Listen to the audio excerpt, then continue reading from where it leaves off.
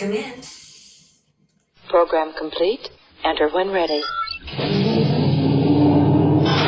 So, guys, welcome to Do I regret writing for Star Trek? And the answer is a big, fast, emphatic no, I don't. But the reason I'm making the video here, is that I have gotten those questions lately. Some feedback, messages, emails even, about my time writing for Next Generation, Deep Space Nine, pitching a lot to Voyager. And so, first and foremost, as a fan, I say it, but it's true. Before I started writing for Trek, I always will be. And then, you put on sort of the pro writer's cap and it becomes a little different. It does become more of a, how am I looking at the show as trying to get another pitch session, another script sold? Sure, of course. There was even talk at the time of me coming on board as a staff writer. And it was considered, and my agent at the time was looking at that possibility. So there is that, of course. And you want to be a contributor who knows the score, who knows the show really well. So you pay attention. You're always watching. So there's a weird sort of balance that you're still a fan, but you want to write, and so you can't be maybe as critical. Or maybe more so than as a fan in one way. But when you're talking to the producers and the Star Trek staff writers, you don't want to be too overly critical because it's their work and you want to maybe sell or maybe get on staff. So bottom line is no, I don't regret it. I think the bad sort of blood or the criticism, of course, on NuTrek, I call it PP Trek, Paramount Plus Trek, whatever you want to call it, is that it hasn't been really satisfying people. It has not really been satisfying the fans. And the other day, I didn't look at the full podcast.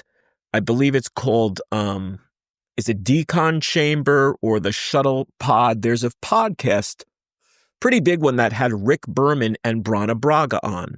Now, Brannon Braga and Rick Berman are two of the most prolific and powerful next-gen era writers. Next Generation, Deep Space Nine, Voyager, Enterprise.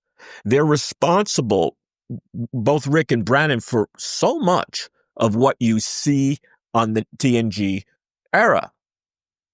And so the gist of the article, I looked at the headlines. I didn't look at the whole podcast.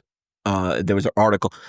They said pretty much the new Trek is really failing people, or at least they would never do what NuTrek is doing, PP Trek is doing. I think Rick Berman said something like certain lines that they would say are just completely not something he would do and you'd never find in Next Gen. Now, you could argue, well, that's his opinion, true, but it's a specific constructive analysis to say that the writing, and I've found that as well, there's not a poetic quality. Star Trek was always, from the old series that Rick and Brannon had nothing to do with, from Gene Roddenberry days, DC Fontana, Gene Kuhn, and into Next Gen era, there was always this poetic, quality to it.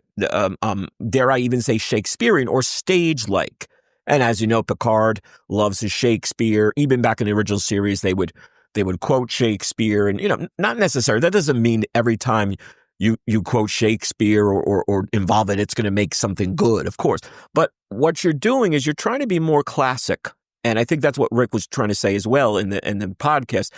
There's a timeless quality about certain franchises, movies, TV shows. Star Trek, I'd number in that if you look back from the old series, the early days, the into Next Gen era, there's something very classic and timeless. And so when you start to do trendy dialogue and buzzwords and sort of hip language, nothing really wrong with that, but I think you run into problems later on. So right now, the fans of PP Trek and NuTrek are maybe saying, oh, that's great, or oh, isn't that cool?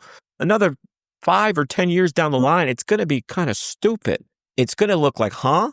Why would someone from the 24th, 29th century, now it's going hundreds of years into the future, almost 1,000 years into the future, this new Trek, this PP Trek.